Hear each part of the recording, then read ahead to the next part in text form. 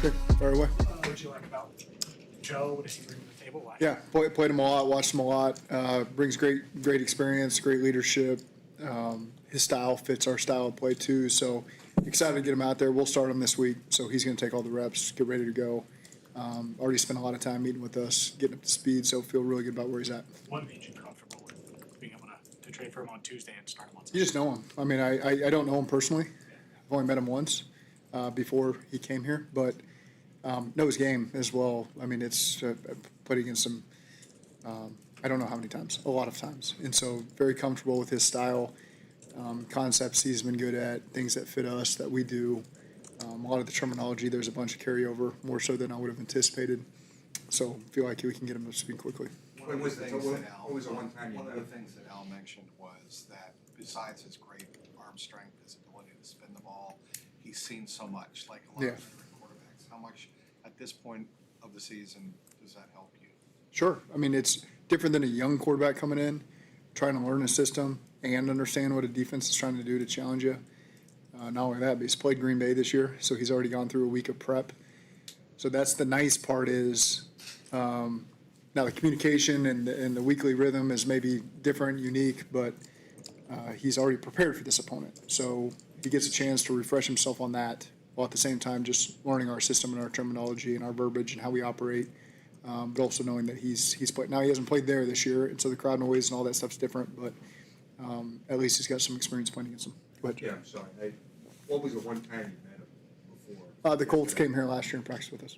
Do you have to scale anything back because he's only going to have a couple of days of practice? We have to be mindful that he hasn't been here at off-season training camp, the full scope of our system, but we're doing everything we can to hit everything we can possibly hit with him, so that we got enough to go out there and win a football game. And so that's our objective, is give our offense enough with Joe to be able to go out there and operate and score points and find a way to win the game. Why specifically were you looking at this and saying, hey, we need to add Joe to the mix here? He's a great passer.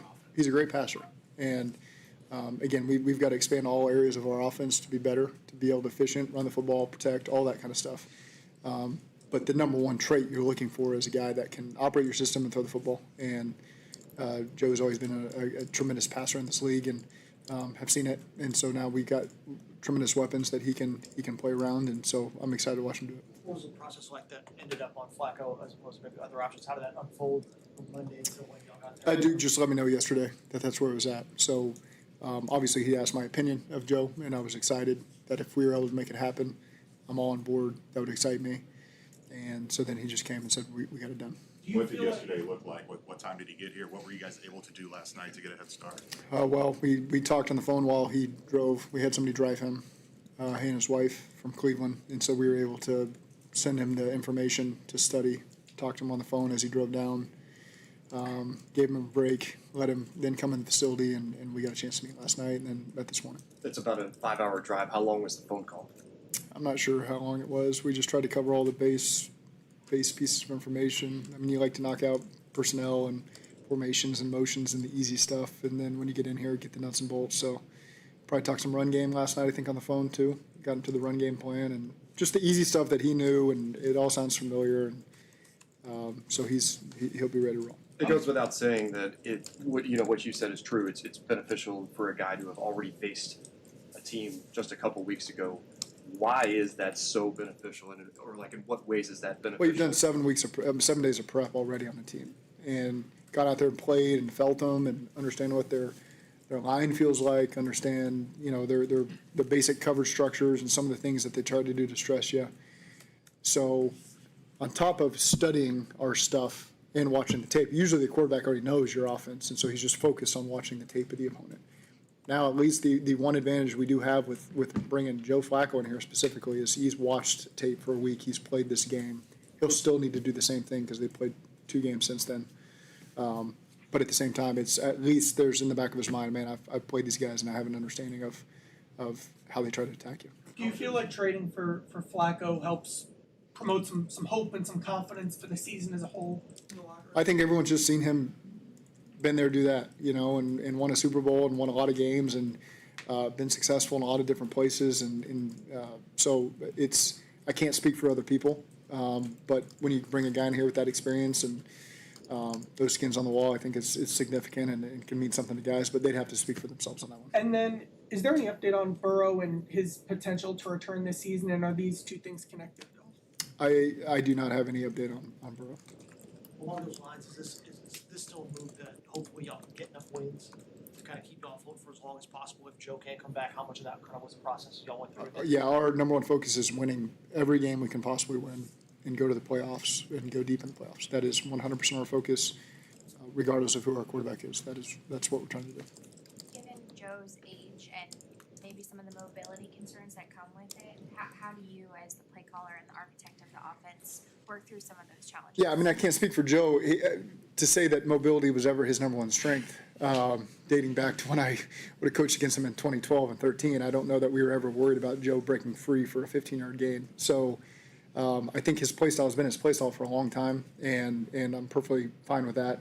Obviously, we got to do a great job around him in the run game and protection and all that kind of stuff. But he understands our concepts already. It's a lot of things he's done. Some things he's called the same. So again, we'll do what suits him best. Ultimately, at the end of the week, what are you not comfortable with? There's some things we've called during the week that we should put on the shelf, which is never an issue. We got plenty. So we'll have those conversations the weekends. Is it surreal to think that he was in the draft 1 year? Not real. I mean, that stuff doesn't really. I mean, there's been guys that obviously were before me. Aaron Rodgers was before my time. So that stuff doesn't. I don't put too much thought into it anymore. What was his reaction? Quarterbacks have been able to extend their careers for as long as they have. Well, I think really smart guys that take care of themselves and can still throw. I mean, the arm matters. Some guys do lose, some of the arm strength as they go on in their career. And he's one that I don't know. He'd have to speak for that in terms of what he's lost. But I know he's still got a lot of power in there and a lot of juice and understanding when to throw it and the timing. And so I think that those guys that have that above average, I mean, he definitely is classified as above average arm strength. Same with Aaron. Those guys have a chance to continue to play. What was his reaction? He seemed excited, the first time I talked to him, and so I know he was notified there, obviously, with their people, and but he seemed genuinely excited when I spoke to him on the phone for the first time, and when he got in here, and ready to go. Is the plan? Conversations with Jake. Straightforward, and Jake was great. Jake's been accountable every step of the way. He's been understanding every step of the way, accepting for any decision we want to make. Obviously, he wants to continue playing, and he's going to continue to work hard to help our football team in any way possible. But he understands our situation. Is the plan Jake's the backup, and then you got Sean on the practice squad? Yes. That's the plan. Yes. Do you have time to you have time to tailor some things to him, or do you have to plug him in what you're doing? We got 24 hours in the day each day, and so we're using every second of it to create the best plan. Obviously, we have a great understanding of who he is and what his strengths are.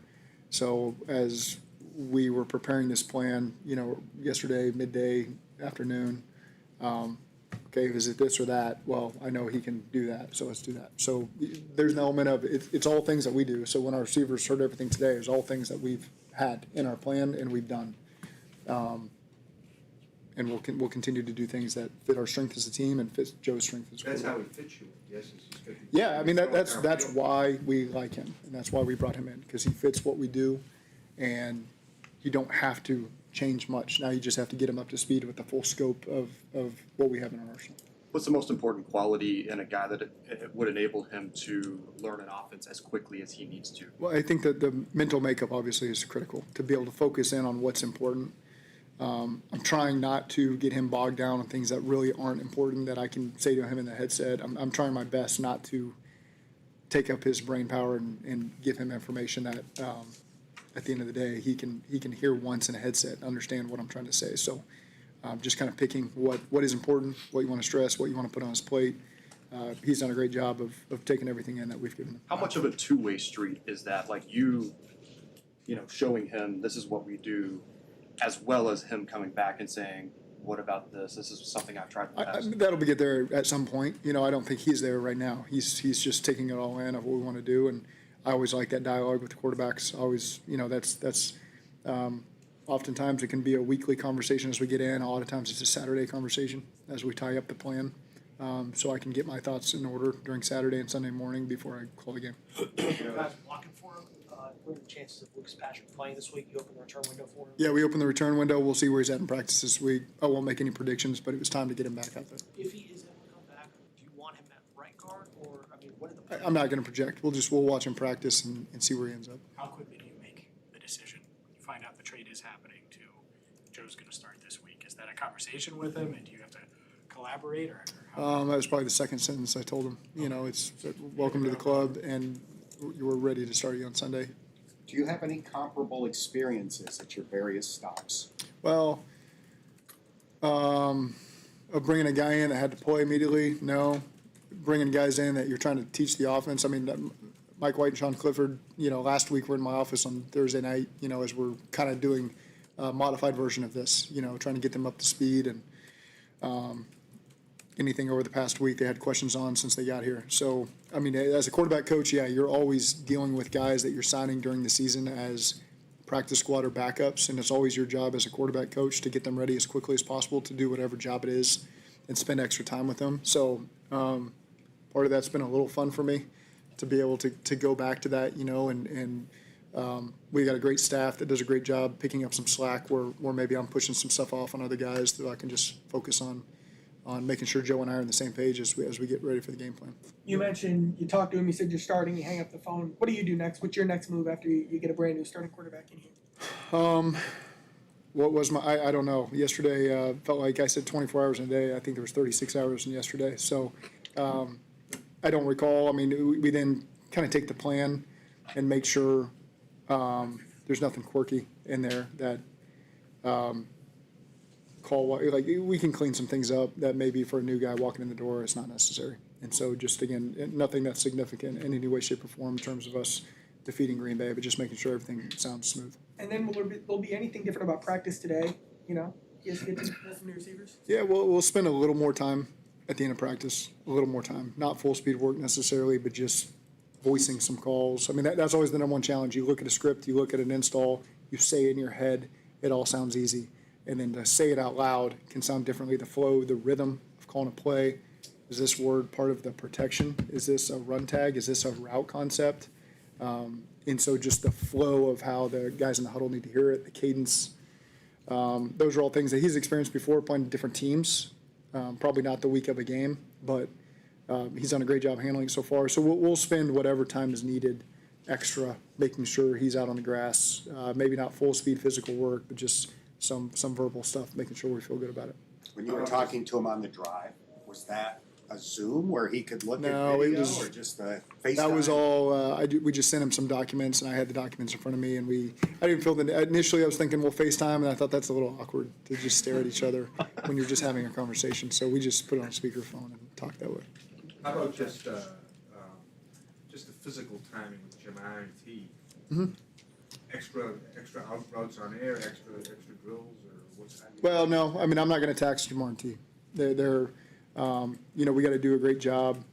I am mindful we do have a game next Thursday as well, so you do have to be mindful with what we're asking all of our guys to do physically this week and next week. And so I'm not gonna overly tax Jamar and T. If anything, I'm gonna make sure that they're good to go.